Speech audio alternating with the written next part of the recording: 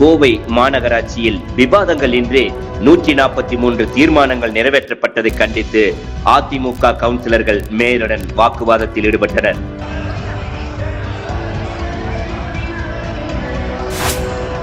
மேயருக்கு ஆதரவாக திமுக கூட்டணி கவுன்சிலர்களும் அதிமுக கவுன்சிலருடன் வாக்குவாதத்தில் ஈடுபட்டதால் மாமன்ற கூட்டத்தில் கூச்சல் குழப்பம் நிலவியது.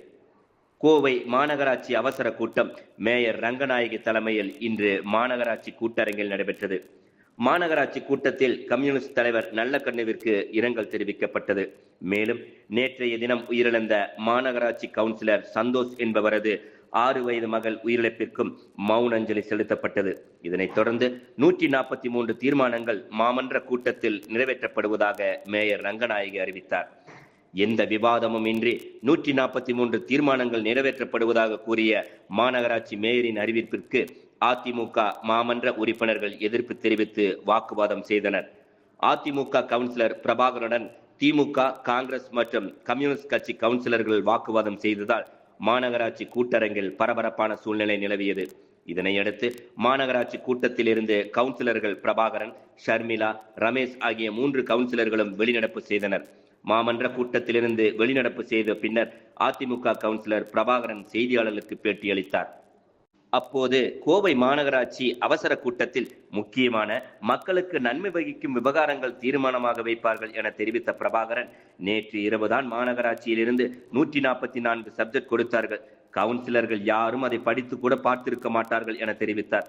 இன்று பல கோடி மதிப்புடைய சப்ஜெக்ட் கொண்டு வந்திருக்கின்றனர் என தெரிவித்தவர், கமிஷன் வாங்குவதற்காகவே மாநகராட்சியின் சாலை போடுகின்றனர் எனவும் தெரிவித்தார். ரோடு போடுவதற்கு பதிலாக பெயிண்ட் அடித்துக் கொண்டிருக்கின்றனர் என தெரிவித்தவர், இது தேர்தல் வரை தாங்குமா என தெரியவில்லை எனவும் கூறினார்.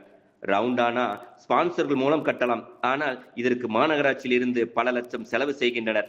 கமிஷனுக்காக இந்த தீர்மானங்கள் கொண்டு வருகின்றனர் எனவும் தெரிவித்தார். சட்டமன்றத்தில் ஆட்சி மாற்றம் ஏற்பட்ட பின்பு மே மாதம் ஆட்சிக்கு வந்தவுடன் இந்த டெண்டர்கள் விசாரணைக்கு உட்படுத்தப்படும் எனவும் தெரிவித்த அவர், மக்கள் மத்தியில் திமுக பெரியதாக பணிகள் செய்வதை போல காட்டுகின்றனர் எனவும் தெரிவித்தவர், காங்கிரஸ், கம்யூனிஸ்ட் கட்சி கவுன்சிலர்களும் மக்கள் பிரச்சனைகளை பேசுவதில்லை என தெரிவித்தார். தீர்மானங்கள் விவாதங்கள் இன்றி நிறைவேற்றியதை கண்டித்தும் அதற்கு துணை போன காங்கிரஸ், கம்யூனிஸ்ட் கவுன்சிலர்களை கண்டித்து வெளிநடப்பு செய்கிறோம் என தெரிவித்த அவர், சாதாரண கூட்டங்களில் இவற்றை கேள்வி கேட்போம் என்பதால் அவசர கூட்டமாக கொண்டு வந்து உடனடியாக தீர்மானமாக நிறைவேற்றுகின்றனர் எனவும் அதிமுக கவுன்சிலர் பிரபாகரன் தெரிவித்தார். அவசர கூட்டம் நடைபெற்றுச்சுங்க. அதாவது பாத்தீங்கன்னா ஒரு அவசர கூட்டம் அப்படின்னா ஏதாவது முக்கியமான சப்ஜெக்ட் இல்லைன்னா மக்களுக்கு நன்மை வைக்கக்கூடிய சப்ஜெக்ட் இருந்தால் வைப்பாங்க, அவசர வைப்பாங்க, நேரங்கள் வந்து வைப்பாங்க. ஆனா இன்னைக்கு கடந்த இந்த மாசம் 11ஆம் தேதி தான் சாதாரண கூட்டம் நடத்தினாங்க. அப்புறம் 16ஆம் தேதி பட்ஜெட் நடத்தினாங்க. இப்போ இன்னைக்கு மறுபடியும் ஒரு அவசர கூட்டம். என்ன கேட்கிறோம்னா, மக்கள் நல பணிகளை வந்து அனைத்து இந்திய அண்ணா திராவிட முன்னேற்ற கழகம் எதிர்கட்சி கொண்டு வந்தாலும் மனமாற கோவை மக்களுக்கு நலவு நடக்குதுன்னு வாழ்த்துவோம். அதுதான் அனைத்து இந்திய அண்ணா திராவிட முன்னேற்ற கழகத்துடைய பண்பு. ஆனா இன்னைக்கு இந்த கோவை மாநகராட்சியில் பாத்தீங்கன்னா அவசர கூட்டம்னு சொல்லிட்டு நேற்று இரவு தான் சப்ஜெக்ட் வந்து எல்லாத்துக்கும் சேர்த்துறாங்க. இப்போ 144 சப்ஜெக்ட இங்க இருக்கிற எந்த மாமன்ற உறுப்பினர்களும் படிச்சு கூட பார்த்துருக்க மாட்டாங்க. அதே மாதிரி இப்ப வந்து பாத்தீங்கன்னா டேபிள் சப்ஜெக்டா ஒரு கிட்டத்தட்ட 145 சப்ஜெக்ட் பல கோடி ரூபாய் மதிப்புள்ள எஸ்டிமேட்டோட சப்ஜெக்ட் இங்க வருதுங்க. இது பாத்தீங்க அப்படின்னா இது அவசர கூட்டத்தின் நோக்கமே என்ன அப்படின்னா, பல 100 கோடி ரூபாய்க்கு ரோடுதான் வருதுங்க. அதுக்கு கமிஷன் வாங்கணும்.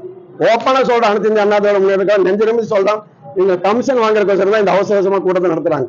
பாத்தீங்கன்னா ரோடு போறங்கிற பேர்ல பாத்தீங்கன்னா வெறும் கருப்பு பெயிண்ட் அடிச்சிட்டு இருக்காங்க. இந்த திராவிட மாடல் ஆட்சியில ஒரு மழை பெஞ்சா எல்லாம் புடிக்கிட்டு போய் அந்த அதே அளவு தான் ரோடு தரம் இருக்குது. முதல்ல 2 பிஎம் போட்டு டிசி போடுவாங்க. இப்போ வந்து வெறும் சிப்ஸ் மட்டும் போட்டு பல 100 கோடி ரூபாய் கைவிட்டு வாங்குறதுக்கோசரம் ரோடுங்கிற பேர்ல எலெக்ஷன் வரங்காட்டி அவசர கரிகாலத்துல கோவை மாநகரம் முழுவதும் ரோடு போடுறாங்க. இதெல்லாம் வந்து கமிஷன் மட்டும் வாங்கிட்டு தரமில்லா ரோடு எலெக்ஷன் முடிஞ்ச வரைக்கும் கூட தாங்குமான்னு தெரியாது, அந்த மாதிரி தான் இருக்கு. அப்புறம் பாத்தீங்கன்னா இன்னைக்கு ஓய்வு பெற்ற ஹைவேஸ் அதிகாரி வச்சு ரோட் சேஃப்டி, சிக்னல் சேஃப்டி வந்து சரி பண்ணணும்னு சொல்லி ஒருத்தர் எம்ப்ளாய்மெண்ட் பண்றாங்க. ஏற்கனவே இருக்கிற ரோடுமே ஒன்றும் சரியில்லை, இது சிக்னல் சேஃப்டி கொடுக்க போறாங்கிறாங்க. இல்லை எந்த எது இருக்கு, எப்படி இருக்குங்க, ரோடே இல்லை.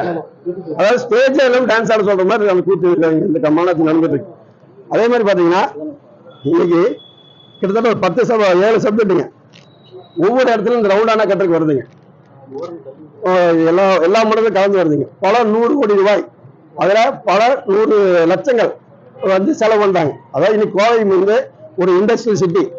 ஒரு 10 கம்பெனிக்கு சொன்னாலே அந்த படத்தை போட்டு கட்டிடுவாங்க. கட்டிடுவாங்க. ரவுண்டானஸ் வந்து ஸ்பான்சர் பண்ணுறதுக்கு பல பேங்க் இருக்கு, இண்டஸ்ட்ரீஸ் இருக்கு. நிறைய கேட்டாலே கார்பரேஷன் லெட்டர் அமைச்சாலும் அவங்களே வந்து அவங்க நேம் போர்டு வச்சு ஈஸியாக அவங்களே மெயின்டைன் பண்ணிருப்பாங்க. இன்னைக்கு மக்கள், அதாவது கோவை வாழ் மக்கள் வந்து ரத்தத்தை செஞ்சு கட்டுற வரிய இவங்க அசால்ட்டை யாரோ திருடி சம்பாதிக்கிறதுக்கு ரவுண்டானா கட்டக்களை பல 100 கோடி ரூபாய் 100 லட்சங்கள் செலவு பண்றாங்க. அதெல்லாம் வந்து உண்மையாலுமே வந்து ஒரு மக்களை பத்தி கவலை இல்லாத இந்த திமுக மேயர் கமிஷனுக்காக இந்த சப்ஜெக்ட்ல கொண்டு வராங்க. இங்க பகிரங்க குற்றச்சாட்டு. அதே மாதிரி பாத்தீங்கன்னா இன்னைக்கு யாராவது கேள்வி கேட்டா இன்னைக்கு ஒரு கேள்வி கூட கேட்கக்கூடாது. கேட்டா உடனே சஸ்பெண்ட். இன்னைக்கு அநேகமா வந்து எங்களை சஸ்பெண்ட் பண்ணிருப்பாங்க நினைக்கிறோம். ஆனால் அனைத்து இந்திய அண்ணா திராவிட முன்னேற்ற கழகம் ஆட்சி கண்டிப்பாக மலரும். மே மாதம் அனைத்து இந்திய அண்ணா திராவிட ஆட்சி வரும். அப்போ இந்த சப்ஜெக்டாலும் இன்னைக்கு பாஸ் பண்ண சப்ஜெக்ட் எல்லாம் கண்டிப்பாக வந்து விசாரணைக்கு உட்பட்டு நடந்த ஊழலை கண்டிப்பாக வெளிக்கொண்டு வருவோம்.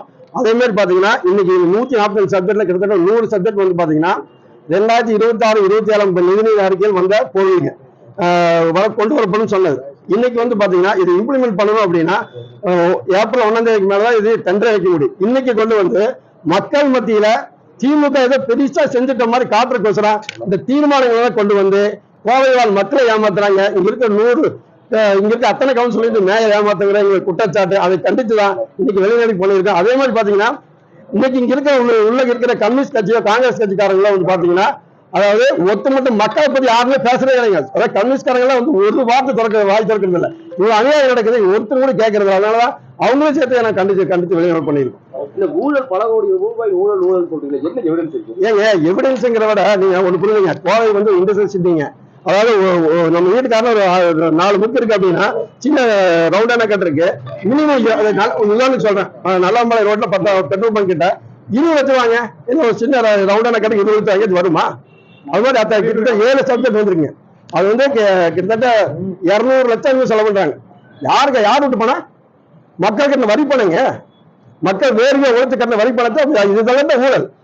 அப்புறம் ரோடுக்கு விட்டுருக்காங்க. அதை கமிஷன் வாங்குறதுக்கு அவசரம் கொண்டு வந்தாங்க. ஏன்னா கேள்வி கேட்போன்ட்டு சாதாரண கூட்டத்தில் வச்சா கேள்வி கேட்போம். அவசர கூட்டத்தில் யாரும் பேசக்கூடிய டைம் கிடையாது. அதனால இப்படி பிரிச்சு பாஸ் பண்ணி தான் அவங்க கணக்கு. ஆமா. ஓகே.